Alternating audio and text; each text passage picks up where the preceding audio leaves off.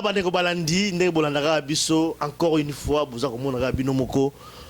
combattant et so, Boyebi Kaka bien parlé, dans le Bogo ya Mwasi, dans le Bogo ya Mobali, Bokechua Yambo, d'abord Bambote, la base de Nabiso. Ouais, Bambote, Bandeko sont partout dans le monde, surtout en Afrique et en Angola. Place Bitouma Nabiso, il n'y a pas de diaspora, ça fait Angola, ça fait Congolo, Bazana, Nakati Angola, et puis na Bandeko Afrique du Sud. Il y a toujours baké, bon puis avec confiance, tout ça les lots pour Nabino. Ouais, combattre ça. Ouais, na. Bien parlé. Merci en tout cas Alimia. Donc merci mingi na pesi mbote mingi na bandeko na biso tout ba combattant bisika bazali et après na pesi mbote mingi na sœur nanga ma fille azana Auxerre. Abenga ngata ngo tozali na Paris na remercier mingi na encouragement ni encourager kibiso na ninga ko bunda na Freddy Sakila. En tout cas, Azana Paris, Mbote Mini en tout cas. Merci. Voilà, donc, les combattants, ceux qui ont bazali boyebi information à la kaka. Makamboza est belé à quoi analyser, makambozo les kanambo kanabiso, babi ma belé. Congo eza biso nyonso, surtout toi ba congolais, tout le bela makambo yamboka.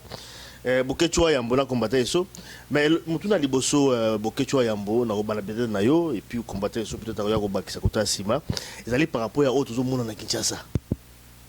Vital Kamerhe na pouvoir en place. Tout le monde est là, Oyo, que Vital Kamerhe, ou Azali président donc il y a UNC, parti naïe, tout le monde qui en tout cas Azali persécuté, na pouvoir en place. Plusieurs fois Azali arrêté dans l'aéroport, il y a un petit qui va landa Kiango, tant qu'on a se rendre donc na Goma. Et puis voilà, tout le monde et puis également aussi procès Oyo. Bah, intenté contre, disons, Vivine Monde comme ta porte qui plainte par rapport au notre lobby, tu peux en détail militaire. Mais comme belé. Mais dans la diaspora, tu vas rejeter beaucoup plus Vital Kamerhe, mais na habité Bokechua Yambo. C'est quand même une preuve de plus que Vital Kamerhe a allé côté opposition.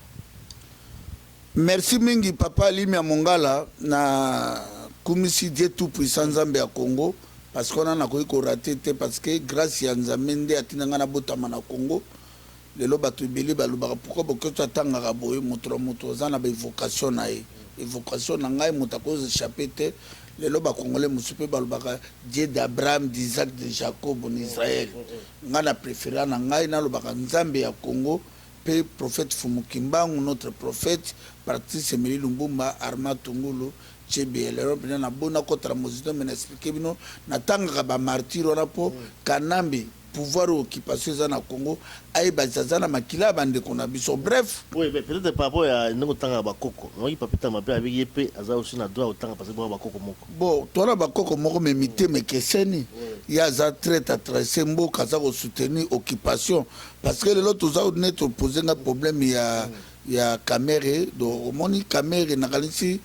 na aibi ngai bien ngape na aibi bien donc Kamerhe ndinga zana ngai na koki kondimaka ete plus jamais Kamerhe et notre histoire il y a le 18 juin 1945 général de Gaulle azalaki na Kamerhe azola nanga bien général de Gaulle azalaki na réfugié na kata Grande-Bretagne mais le lotang général de Gaulle azoluka balie kana biso tozoluka balie o ba soutenaki Kanambe yango nanga pe nazo sala ngo lelo na libanda que to chasser occupation tant général de Gaulle ayaka ba onyoso ba tout autour il y a Hitler en tout cas ba peyaka donc pour la biso Vital Kamerhe accompagna Kanambe na ko exterminer bato na Équateur na ba Congo massacre Bujaji Congo Serone Zalaki ministre intérieur Kalume John Numba Kena boma bato o lelo ndeko na biso Fulbert Chebe ya kufela papa Limia Mongala makamba Congo est très sérieux na je expliquer ba diaspora ba ibake mboka na biso lelo opposition ezalaka te mais tout ça là qui est fort à l'époque en 2006 to soutenir Jean-Pierre Mbemba Ngombo o azalaki na ba militaire autocroix qui na biso no ce que cette fois-ci Kanambe doit partir mais lelo diaspora tout na monde baza témoin na makambeleka vis-à-vis ya Jean-Pierre Mbemba to na 2011 pourquoi tu soutiens Jean-Pierre Mbemba si tu soutiens le président il est Tshisekedi te batumingu lem so balinga ba bokata soutiens ga boy on comprend parce que na zo sa bunda pona unitarisme à Congo ngaza naza moto ya na koli na unité mboka na ebi région te ngaza la congolais lelo oyo na moment oyo lelo tu vandi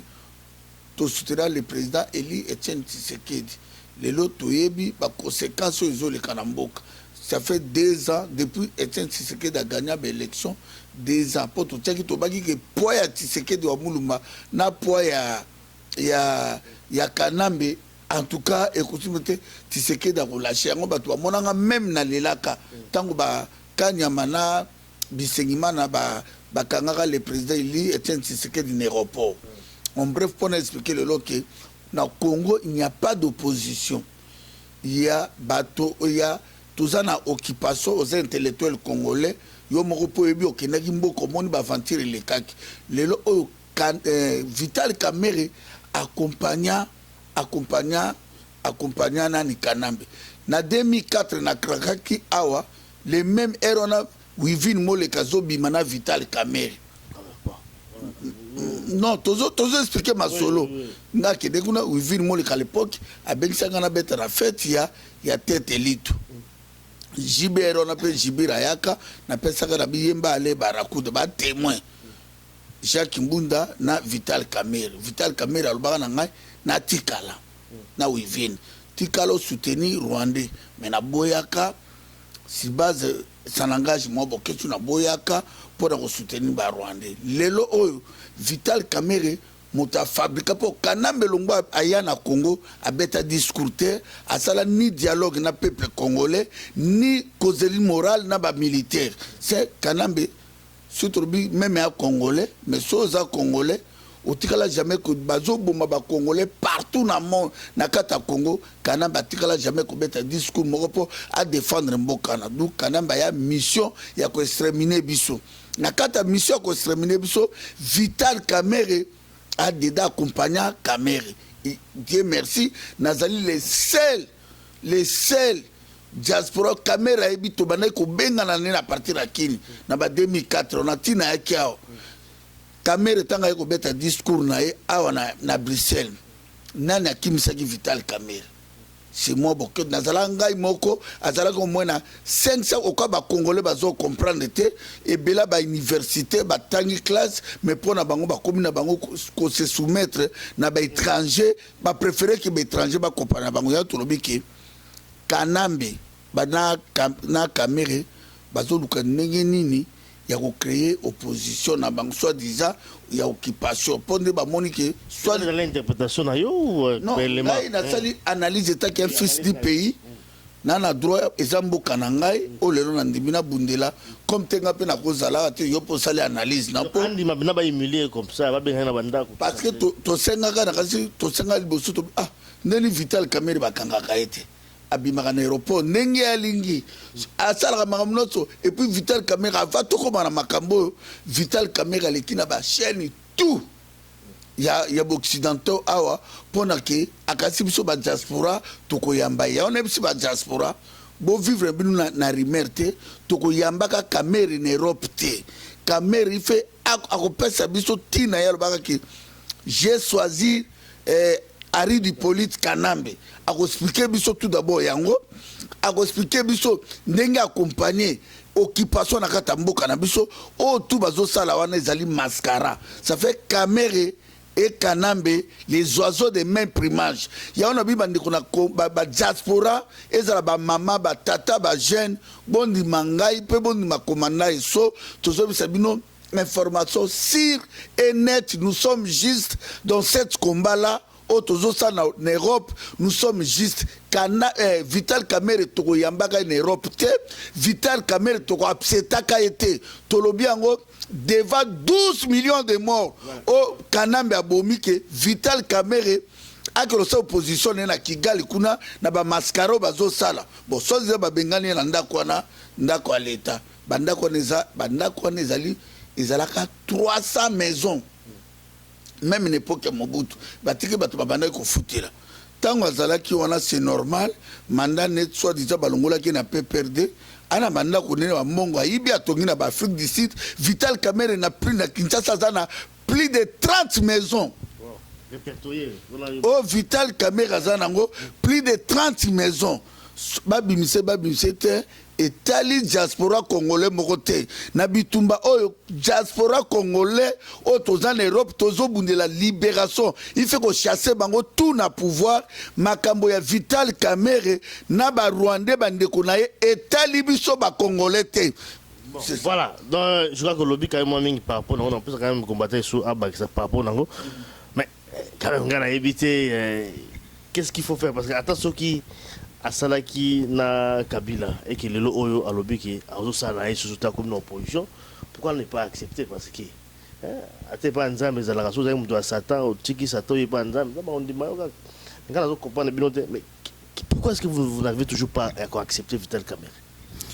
Papa Alimia, merci nano nandengo bandi na kombo Yesu na kombo Nzambe. Lelo nano na banda lelo ko mongeza inhabituel peut-être mona nga na sala ngote. Na banda nano ko prier nano pona moyimba makambo musu to sala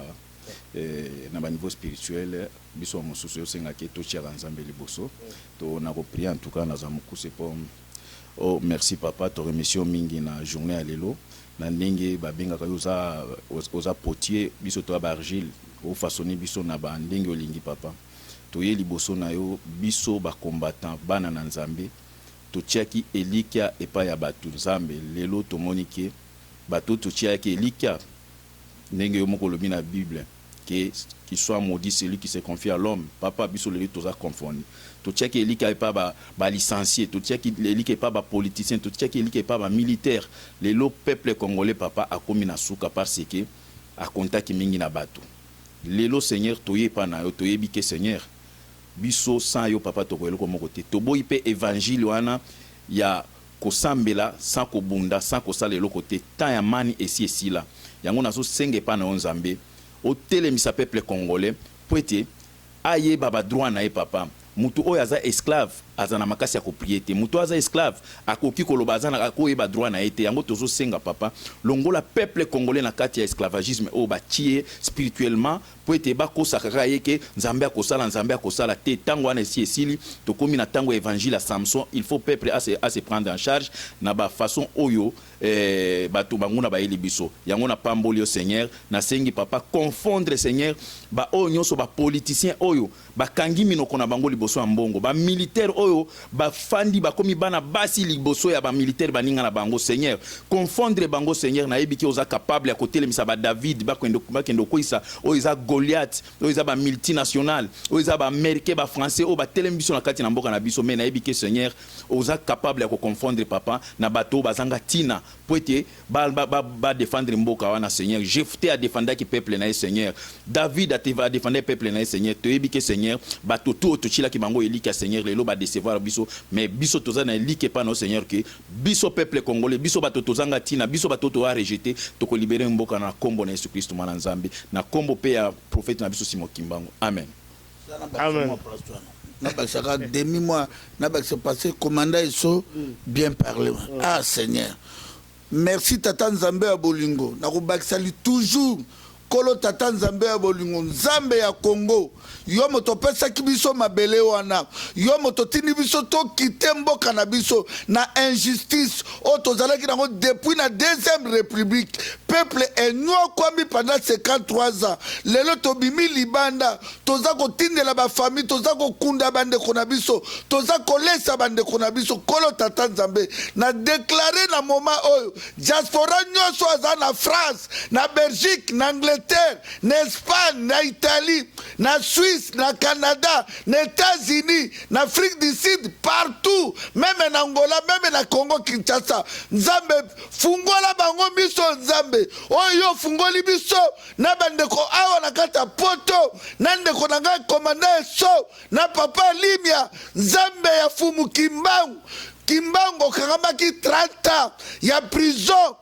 babelge banyokona kiwa na mboka wana babeti yo fimbo 125 fouets par jour na Lumumbashi Patrice Emery Lumumba kufi Armand Tungulo kufi Chebe yo kufi bino bawei place bozana na tombo bobi likolo ya tombo bo libere mboka wana Nzambe kolo tata Nzambe na zongisi bolingo na yo ke émission oyo diaspora vivre na rimel te bolela kate elobi papa le moloto bo pesa biso confiance to libere mboka wana amen Amen. Je pense que commentaire pour des athées, mais commentaire so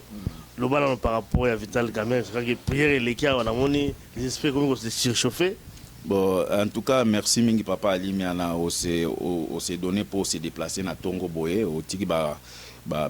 engagement na obi ba biloko linga osala na Tongo mais oye pour filmer biso. Na lobi Vital Kamerhe bande kona biso toyebi position à Vital Kamerhe mutu aela biso mutu abande ko telema liboso ya kanambe zaki Vital Kamerhe. Vital Kamerhe jusqu'à présent identité na vraie identité na toyeba rangote. Vital Kamerhe au bande pe ko bénéficier ba bourse na kete katanga wando bénéficier comme rwandais. Hein?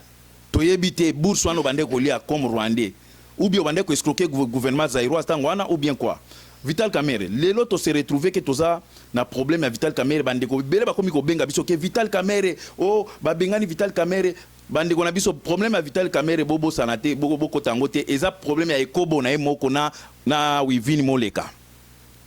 po président na bango na pe akomi ko zwa Wivini Moleka problème ya ekobo na bango ekomi ke ba mema Vital Kamerhe aza opposante bande ko na biso makambo o Vital Kamerhe azo sala azo linga ko créer opposition forcée parce que pour le moment ba monike bato o to contaki na bango lokola papa Chichi lokola bazolo ba isute ba fandi na bango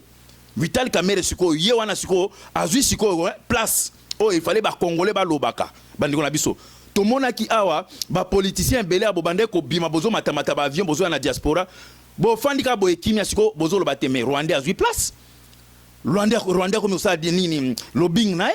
Rwanda tozo mone na ba France 24 ba France ba nini ba TF1 ba nini parce que monique congolais botikeli Kamerhe place yango ba monique ba profiter ce ba créer oeza opposition les Rwandais na Rwandais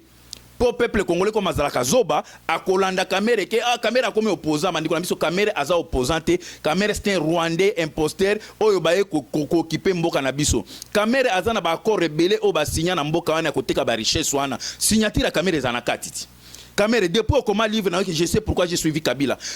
mais il faut qu'on m'a livre Mosusu au démentir pourquoi tu avais suivi Kabila il faut expliquer biso pourquoi Kamerhe toza bana mikete Kamerhe ko kumbaka biso ne okumbaka bandeko na o melaka na bango diamba wana te Kamerhe hein biso to biso na information na tout Kamerhe to kotike lo tante bandeko na biso ya poto tu lobi to ki ba appel ebele bozo lela réponse na biso ezake boko tana ba je wana te Kamerhe égale ya kanambe égale à Kagame donc baza batu papa moko mama moko bazo distraire biso na opposition à lokuta o balingi ba créer biso bolanda bangote mais toujours quand même on a kati poto na milieu ya bino ba combattant toujours mona quand même ba nungu tout mona ki tango ya concert ya JB o ezalaki prévu na Zénith le 21 décembre tout mona ki mo unité ba nini mais biko mo yoka susu média interposé ba mabanga kotoyo on va finir dans Sungwanda koto ba finir tout le bien jango la fois passée mais je pense qu'ils ont continué kaka.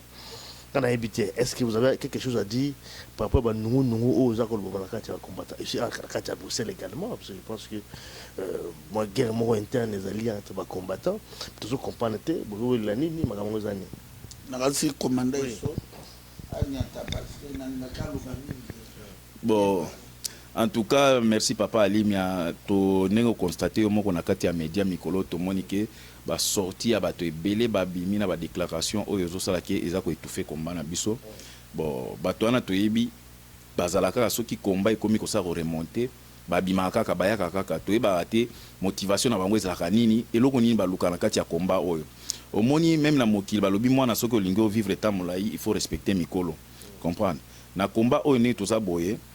biso papa Tshisekedi tozo respecter ngwanda to respecter papa munene to respecter ye ndeko na biso John Chibangu na liti na yazo sala to respecter mutu na kwena ye donc il faut ko respecter mutu na liti na ye mais soki yo mutu okomi kotika liti na yo okomi siko ko attaquer baninga ça veut dire au perdre déjà vision na yo ça veut dire ozo yeba lisu eloko ozo sala te yango tozo senga na bandeko na biso nyoso oyo bayebi ke ba combattant bandeko na batu nyoso moni bazo bima na ba message moko ya ko attaquer ba papa Ngwanda papa Tshisekedi o John Chibango nini munene o ko attaquer donc bandiko na biso boye ba ke bantuana baza batu oyo balingi Congo oyo a libéré te eza bato basi ba se perdre ba sur na espoir ya libération ya Congo te yango ba préférer ba kotisa oyo eza bazizani ba kotisa désordre ba polémique ya pamba donc tozo tomoni ke bato ebele ba uti ko bimakala mingi te awa na ba déclaration oyo ezo sala ba comme ko se manifester soki botala yango eza ba tique moko tribal quoi botala bien bokomona ka groupe moko boye botala ngo bien tinase okomona ke eza tribu moko boye soki botala kote omona tribu moko province moko boye bandi ko biso to boyi makambo wana mobutu atika biso boye te soki bino bozo continuer na masolo wana en tout cas to ko dénoncer bino siko na bakombo na bino parce que biso to sali ba analyse na biso to moni déjà que et comme des cas moko Équateur Kasai eloko pe bozo elango eza eyebani te Congo yango eza wana soki bolingi o diriger pouvoir e bolingi ozwa mboka kita kende ozwa Congo kita pouvoir mboka eza wana tika koya kotiela bato makelele peuple oyo déjà aza dessus na ba politicien na biso peuple oyo aza déjà kokufa mitema na bango eza kozoka yo pe oye ko boza bakisa isusu bato mitema isuaka na ba discussion na bino apamba au moins boya ko fortifier peuple oyo boya ko encourager bango bo apporter bango oyo ko sala ke peuple azala na courage mais boza koya ko kotisa division ba tribalisme na bino bolingi bo kotisa ngo en tout cas peuple congolais nazo senga para bino mutu nyonso oyo bokomona aye na message ya ko attaquer combattant mosusu bien papa mosusu na kati ya masolo oyo bo placer déjà ce sont des tribalistes botala nini tribuna na tribaliste te mais botala tribuna ye okomona ke aza ko attaquer ka tribu adverse eza bien te bokomi déjà ko reverser et yebani déjà que bokomi kopona ba tribuna bino na combat oyo to boza mingi te boza muke tozo mona bino batutu o basali ba déclaration par-ci par-là eza côté à papa Ngwanda eza côté à papa Tshisekedi yango nazo senge pa papa Ngwanda na ko sengo pa na papa nanga na ebiki olanda ka biso parce que oza déjà combattre za na net chaque fois soki bato oyo baza ko attaquer papa Tshisekedi baza bato a parti na yo s'il vous plaît papa Ngwanda maîtriser bango calmer bango batika makambwana papa Tshisekedi na ebike alandaka biso azape na bato ba combattre belé a IDPS on apesi bango mboti bisika bazali que soki boyoki message au papa Tshisekedi parmi bato o baza ko attaquer papa Ngwanda soki baza bato ya IDPS bo sala to en tout cas bo calmer bango bo gérer bango parce que tozo mona ke makambo ezo kende de plus en plus na ba impolitesse ya kobati ya manquer mikolo na ndenge ke ezo sala ke tribalisme ninge sala manakati wana bo calmer bango tozo senga na ba groupe ya ba combattants ya bato o ba usala ba déclaration soki parmi bato wana moko na azana kati ya groupe moko ba combattant bo sala to en tout cas bo calmer bato wana mais soki bato wana bazana groupe te tozo promettre bino ke toko se prendre en charge toko se en charger na bino toko luka ba groupe na bino to ba soki bozana groupe moko te groupe wana zo ko contrôler bino te biso to contrôler bino. Bien parlé. Alors, Wayambo. Oui, nakalisi papa et soit lobby presque tout mais ngai naza ko expliquer boye. Omoni bitumba oyo tozo bunda mboka eza na occupation. Moto moko aza na monopole te ya ko diviser bitumba oyo. Abotami te e bitumba kimbangu ya mama kipa vita ya bakanja e bitumba Floribert Echebeya. Eza bitumba ya Lemoloto. Eza bitumba ya ndeko na biso Arma Tungulu eza bitumba ya Cédric Nyanza eza bitumba ya bakoko na biso donc naza ko expliquer bino bandeko na ngai soki omoni ke Ngwanda na zongeli ke aumeli na kubunda bitumba ole ka na internet ofingaka Ngwanda ube Tshisekedi oza jeune wana poto ube ozoluka moko po basi balinga yo me basi bakolinga pe na ndengona te po o moto moko séparatiste oye on a pas ko séparer mais bitumba oyo kanambe kuta zokoka te Rubero kuta zokoka te yondo okoka le kano finga no ngai finga commander so oko gagner rien eza ko toucher biso ta ko toucher te biso toza pona unité ya Congo le Congo restera uni non divisé ngala boketwa ya monaza moto a Kasai occidental Kasai oriental okolongola ngai avolongola ngai na Kasai soko mobali keno longola na Rubero na Zoe oya zolia mbongo nayo matata mpona sombi jet ye wana zotambola na jet olo finga ngano tozo souffrir awa ngai kutu na salaki na cuisine na sukola basani awa na cuisine briserois ngano to toana salaire 1200 bato bazolia mbongo no bazana Congo ozoleka na internet ozotanga komo na ngai mon frère si Dieu veut na libérer mboka wana ko libérer mboka nezaka teke na obebo na bomé lelo peuple ngana bino peuple zako yoka ngai zo pesa ngai confiance yango tolobi ba combattant ya France et même en Belgique toloba na bilongo ki toboya ko tia bakonzi po borgeye baleki ya ebele bazo sala borgeye po batu batala bango yango tolobi ke komba oyo moto moko aza na monopole ya ko diviser komba ote biso mission na biso yali tozonga mboka yo soko ya kyawa okufa bakunda na mabele ya malili zela bakunda yo mais biso ife bakundanga kote bakundi chebeya na ale molotu yango tolobiki bandeko subo moni combattant wana o baoleka na internet batiki makambo ya mende batiki makambo ya M23 batiki makambo ya bakori ya ba M23 na gouvernement occupation na Congo batiki Kanambe atambolaka amelaka ba champagne bakomi ko attaquer bato baza ko souffrir botala bango na internet ite. Et puis le tolobaka ke site ya Congo #1 na Congo Mikili eza ba site eza ko soutenir pouvoir ya occupation tolobaki yango ke soki bomoni ba combattant oyo bazo continuer ko kota na ba site wana botekaka bango te pe bokotaka te biso toza pona division te toza na bino besoin ba combattant baza ko finga biso ba oyo to na besoin na bino tozala bomoko unité tala le to mon lelo ndeko na biso sans rival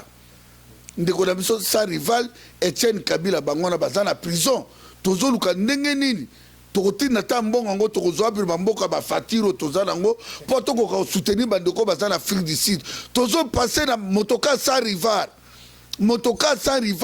a se sacrifier vie na ye mobimba pona kobundela Congo botala sans rival lelo o passer message no ke bandeko nanga na Europe to sangisa mbongo to tinda sans rival bino bozo leka bo sala ba polémique o ezanga tina yango na bi peuple congolais diaspora bokola diaspora bozo kola te